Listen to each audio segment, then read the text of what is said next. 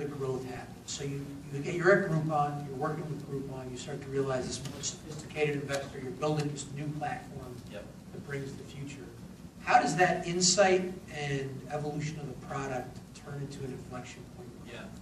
So we spent, as I mentioned, we decided to rebuild this product. This was already a year in. You don't have a lot of time to prove yourself, but we're a year in, we launch a product and we say, hey, we're going to take another year to rebuild it. We spent that year building what we thought the right product was. We launched it in November of 2011. Our growth was reasonable up until then. If you squinted, you could see how it could be a really interesting business. The day we launched that new product, though, our business just took off. I mean, that's where the hockey stick came in. What was the secret there? So we started building in things like collaboration and multi-user capabilities. We started charging more.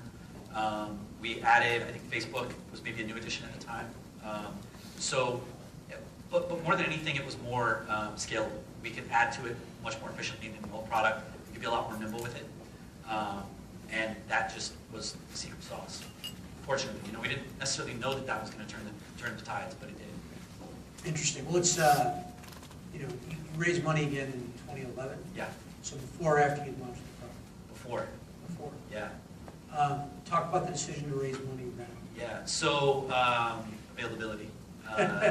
It was like I said, we were convinced we had something. We didn't have the final product that we wanted yet, but we met up with NEA and Peter Barris and Harry Weller from NEA, who believed in the same idea and were willing to give us time to finish out and build the thing that we wanted to build. So it was early, but we loved the team, and they had a lot of confidence in us, and that made it a really easy decision. So you can imagine, though, it's stressful when you're sitting on all this new investment, and then you take another year still to launch the product. Yeah. Trying times. So, you now have the guy, managing partner of NEA on your team. Yeah. You haven't launched the new product yet. You Yeah. launched the new product.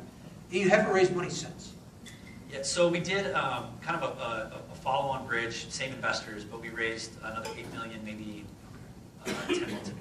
And how did you make the decision to not go out to market versus have stay the same? Yeah. So with the growth curve that you're on, and I think a lot of businesses at their inflection point will face this, we could go out and raise and sell a lot more equity for a lot more money than we needed at the time, or we could raise enough to get us by another 12 or 18 months, at which time our valuation could be double or triple what it was then had we raised. And so it was just a very logical question for us of what is the company going to be worth in 12 months? Why sell the equity early? Got it. Makes a lot of sense. So let's talk a little bit about, you're talking about scaling this company. It's a company with a lot of patents. Yep. What are some of the challenges that you ran into? You got the new platform, which is great, but where did anytime somebody starts growing like a hockey stick, you feel the bolts start popping. Totally. So talk about that. Where did you experience the bolts popping? How did you guys figure out how to hold it together until you could sort of re-engineer it to take the new normal? Yeah. So along the way, at some point, we learned that you can't plan for everything and you can't build for everything. And if you embrace kind of the scrappy, we'll figure it out, and we trust the people around us to figure things out, you actually gain a little more momentum at that point. So we hit this inflection point. We weren't prepared for it. We started getting really cool customers and with really cool needs. And we just did it piece by piece. We started hiring salespeople to field the calls. We started hiring marketing people to bring more through the door, and just building out the team. But the roadblocks, I think, are pretty typical. As the team grows, as you start to add people and management, all those things, there's people problems that develop. From a product perspective, when you're moving that fast, you're acquiring technical debt. There's just no way around it. You're going to build things that you're going to have to go back and refactor later. And we did all of those things, but we had enough.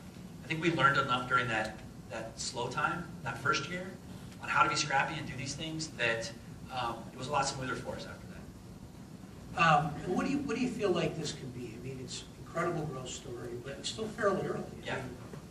I mean, your launch in 2011 of the new platform is even 4 years old yet. Yep. So, what can this be when it grows up? Yeah.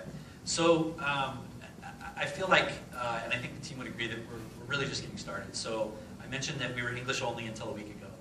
We've got a lot of markets. There are a lot more social media users outside of the U.S. than there are in it. So we've got a much broader market than we need to serve. We launched a new product a couple weeks back that is dealing with employee advocacy through social channels that we can not only sell to our existing customers, but is also a standalone product.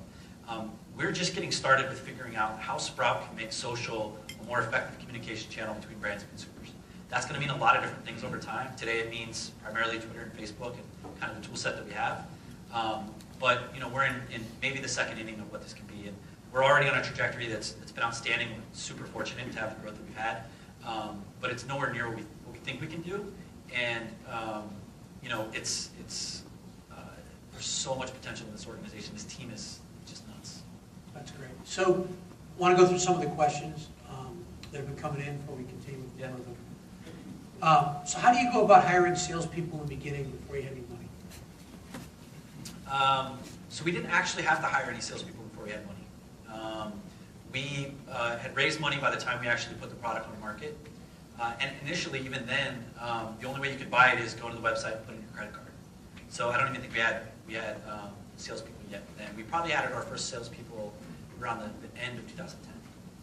And how did word spread if you didn't have salespeople? Just online marketing, blogs, we buy pay-per-click, all the traditional things that you do to attract customers. A lot of social media.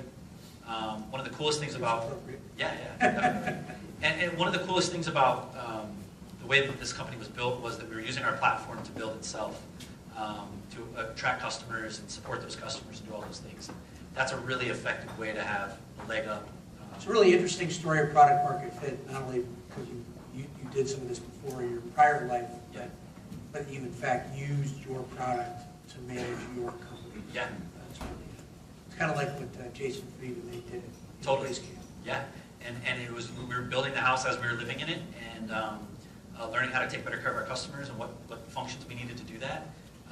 So our customers would ask us for things, but we were one step ahead of them because we were already using it. We knew where the pain points were.